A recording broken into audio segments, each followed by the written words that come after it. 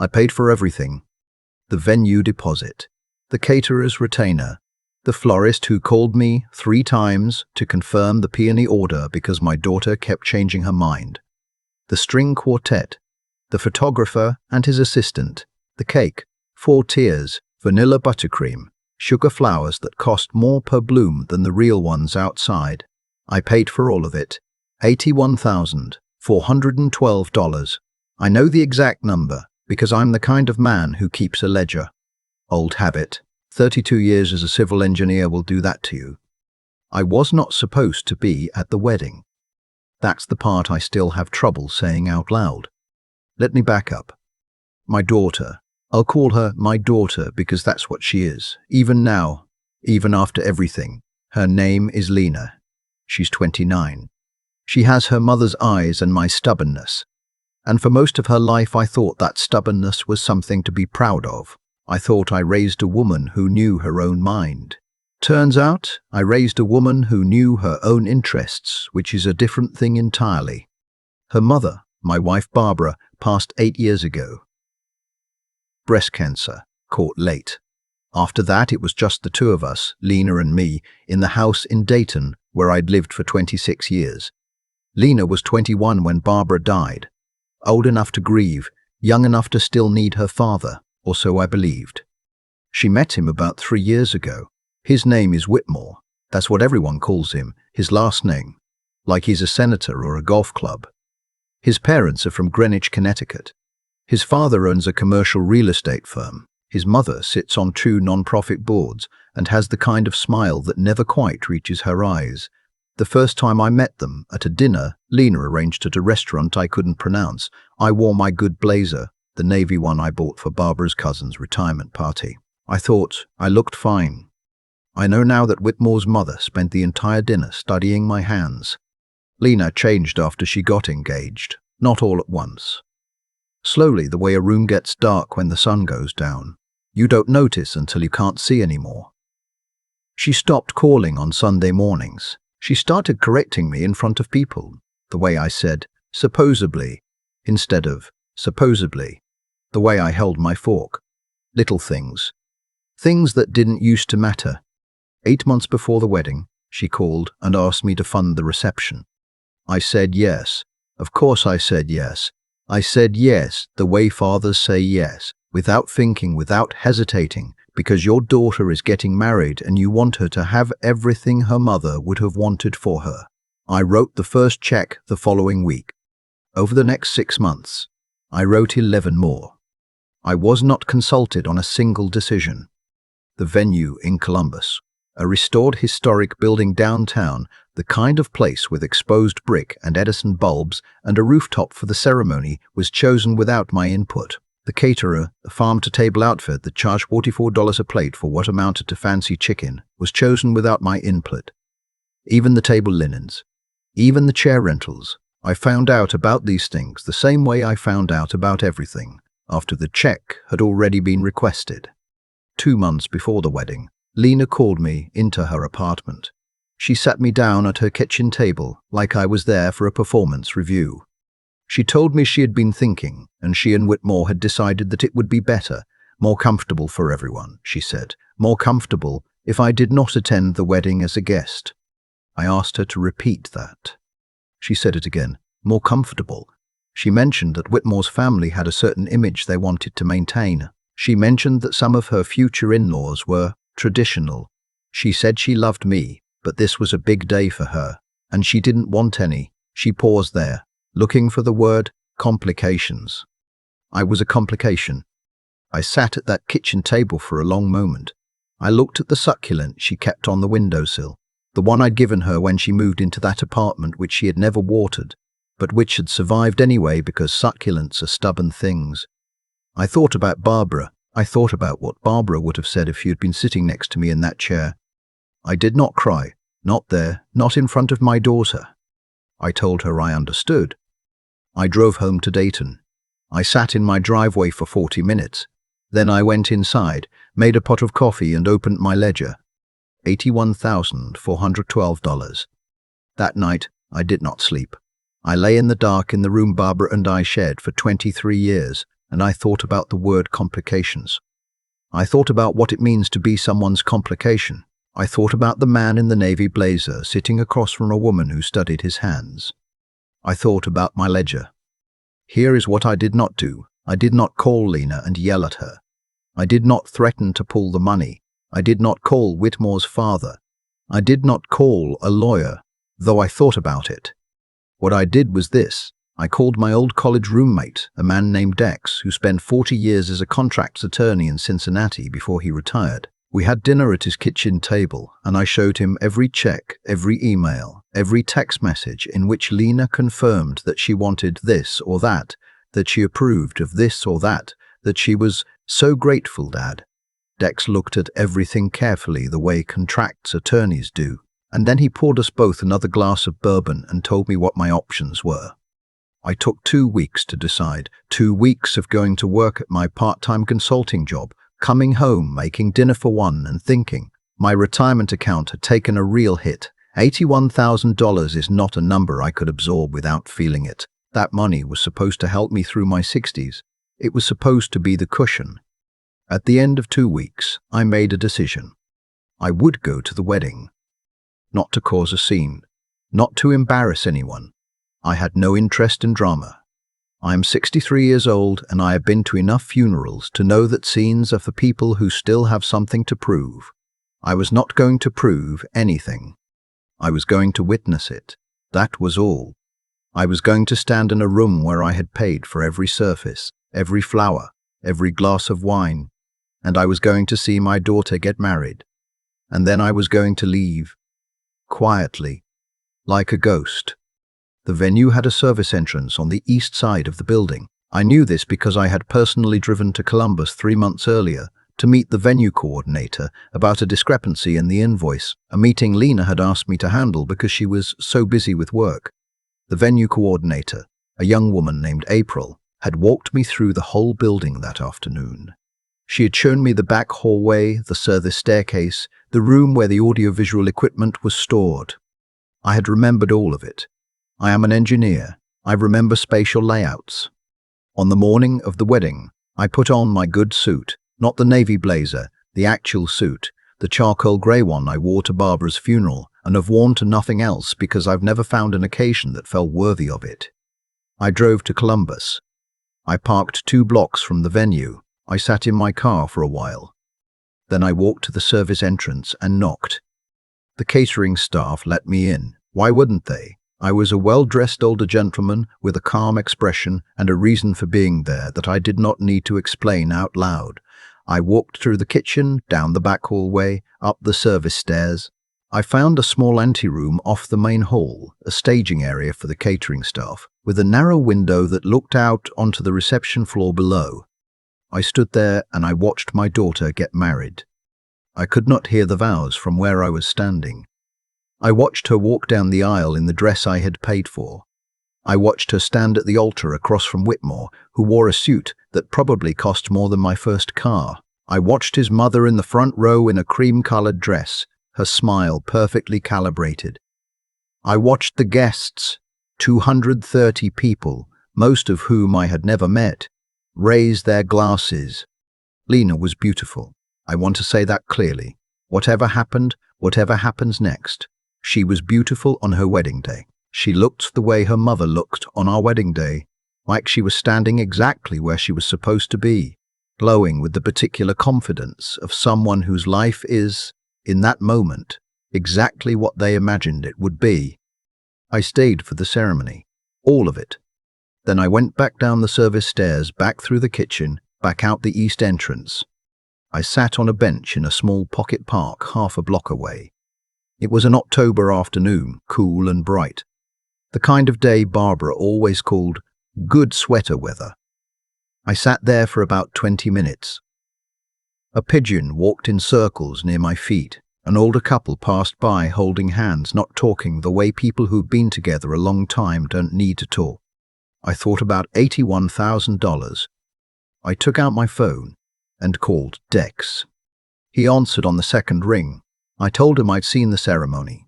He asked how I was. I said I was fine, which was not entirely true, but was true enough. Then I told him I was ready. He said, "Give me 5 minutes." While I waited, a text came in from an unknown number. I looked at it for a long moment before I understood what it was. Whitmore's mother, somehow, had gotten my number. The text said, "I hope you're being reasonable today." I put my phone back in my pocket. Dex called back. He said everything was in motion. He had spent the previous 2 weeks preparing a demand letter, a formal legal document outlining the total amount I had contributed to the wedding, the communications in which Lena had accepted and directed those funds, and the basis for my claim that the exclusion constituted a breach of the implied agreement between us. The letter was being delivered, at that moment, to the venue's main reception desk addressed to Lena Garrison, her name, my last name, though not for much longer. Then I called my bank. I had spoken to them earlier in the week. They knew what to call back about. What I said in plain terms was this: I was prepared to initiate a dispute on the charges that had not yet been fully settled, specifically the final payment to the venue, which I had issued by check 2 weeks prior, but which had not yet cleared their system due to a processing hold I had quietly arranged through the bank's fraud and dispute department. The check had not cleared. $42,000, the final and largest payment, the one that covered the venue's full balance, was still sitting in a processing limbo that I had very deliberately, very quietly, very legally set up with the help of Dex and a patient woman at the bank's commercial services desk. I did not tell the venue this until that afternoon, 40 minutes into the reception, when the catering manager called me because a hold notice had appeared in their system. I answered the call. I explained that there was a dispute regarding the terms of the event. I told them I was sorry for the inconvenience. I told them I hoped the evening went well. I want to be very clear. I did not blow up the wedding. I did not walk into that reception and flip a table. I did not stand at a microphone and say the things I had every right to say. That's not who I am. That's not what Barbara raised me to be. And yes, she raised me as much as she raised Len. 26 years of marriage changes you into the person your partner needs you to be. And Barbara needed a man who handled things quietly and with dignity. What happened next, I only learned about afterward from April, the venue coordinator, who called me the following Monday with a complicated tone in her voice that I can only describe as sympathetic and professional in equal measure. Apparently, about 40 minutes into the reception, a representative from the venue had approached Lena at her table. There had been a conversation. Then Lena had excused herself from the table. Then there had been more conversations with Whitmore, with Whitmore's father, with the venue manager. April said she was not at liberty to describe the nature of those conversations in detail. She did say that the evening concluded earlier than scheduled. Lena called me that night at 11:43. I was home by then, in my kitchen, eating leftover soup. I let it go to voicemail. She called again at 11:51. I let that go too. She called a third time just after midnight, and I picked up, because 3 calls means something real is happening and I was not raised to let real things go to voicemail forever. She was crying. I had not heard my daughter cry since the night her mother died. It is a sound that does something to your chest, no matter what has happened between you. I let her cry for a moment. Then I said, "Lena, I'm here." She said she couldn't believe I would do this. She said I had ruined her wedding. She said she thought I understood. I said I did understand. I understood completely. She didn't say anything for a moment. I said, I understood that you needed my money and not my presence. I understood that I was good enough to write the checks, but not good enough to sit at a table. I understood all of that very clearly. And I need you to understand something now. I am your father, not your bank. And I should have said that 8 months ago. She was quiet. I said, I watched you get married today. You were beautiful. Your mother would have cried. She said, you were there. I said, I was there. Another long silence. I said, good night, Lena. And I hung up. The demand letter, as Dex had structured it, was not primarily about recovering the money. That would have been a complicated legal road, and we both knew it. It was about establishing a record. It was about making clear, in a formal and documented way, that the financial contributions I had made were not unconditional gifts to a daughter who planned to treat me like a ghost at my own expense. Whether she responds to it, whether anything comes of it legally, remains to be seen. Dex says I have a reasonable case if I want to pursue it. I haven't decided yet. What I have decided is this. The house in Dayton is paid off. I have my consulting income, modest but steady. My retirement account is damaged but not destroyed. I am 63 years old, and I am in reasonable health, and I have, if I'm lucky, another 20 or 25 years ahead of me. That is not nothing. That is actually quite a lot, if you think about it the right way. I have not spoken to Lena since that phone call. It's been 6 weeks. She sent a text message 2 weeks in. Not an apology exactly, more of a complaint, rephrased as an olive branch. The kind of message that says, "I'm sorry you feel that way," without ever saying, "I'm sorry for what I did." I read it. I did not respond. Whitmore's mother sent another text the morning after the wedding.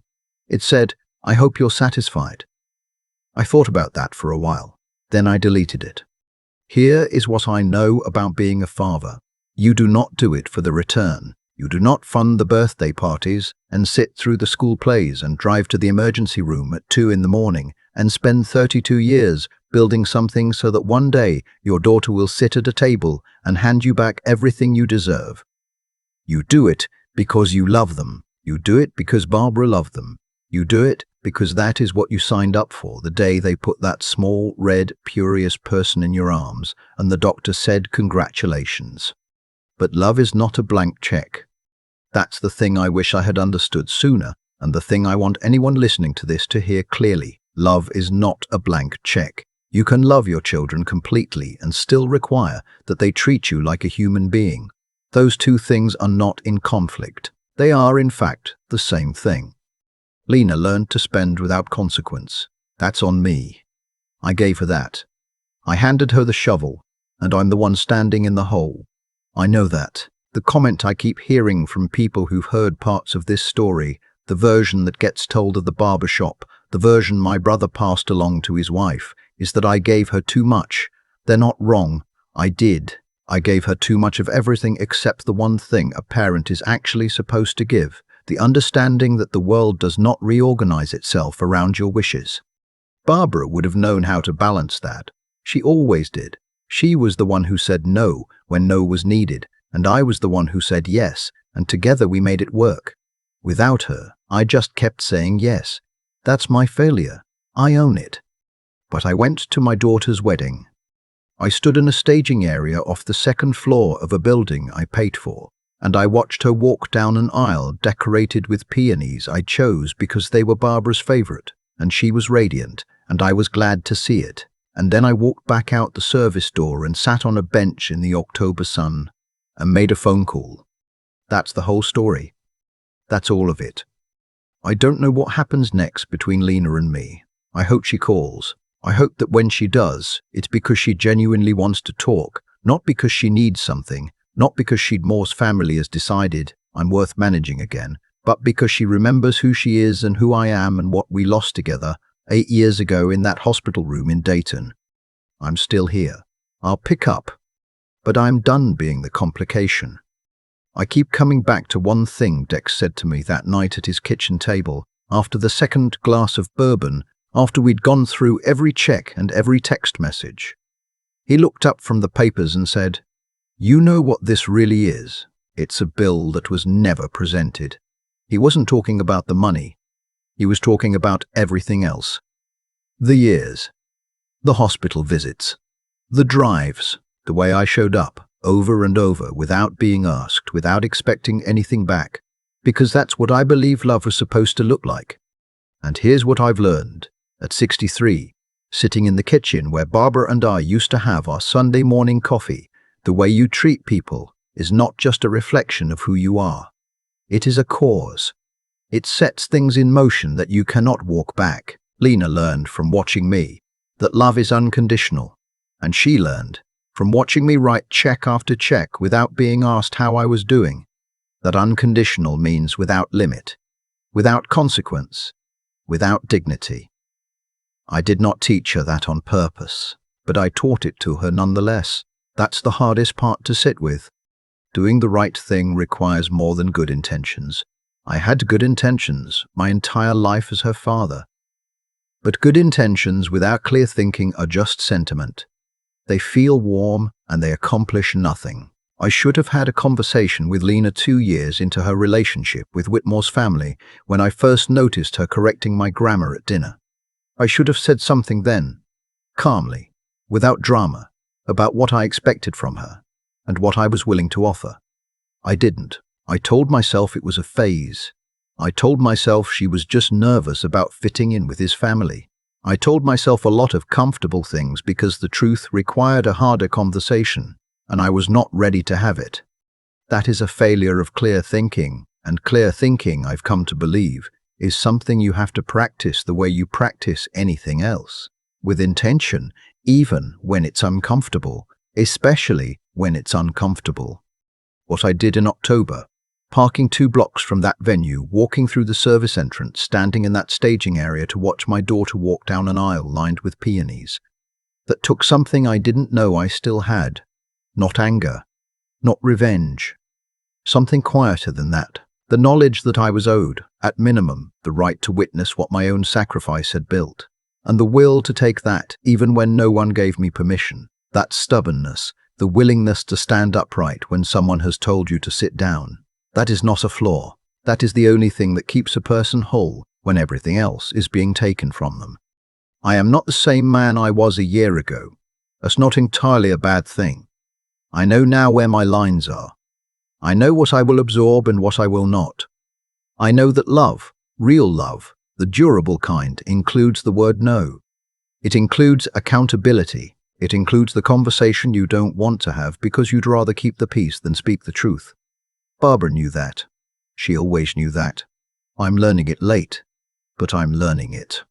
If Lena calls, when she calls, I want to believe. I will answer. I will not yell. I will not demand an apology, though one would be appropriate. I will ask her to sit down, the way she once sat me down at her kitchen table, and I will say, let's talk about what we actually owe each other, as father and daughter, as 2 people who loved the same woman and lost her, and have been figuring out how to be a family without her ever since. That conversation is still worth having. She is still worth showing up for. But I'm done showing up through the service entrance.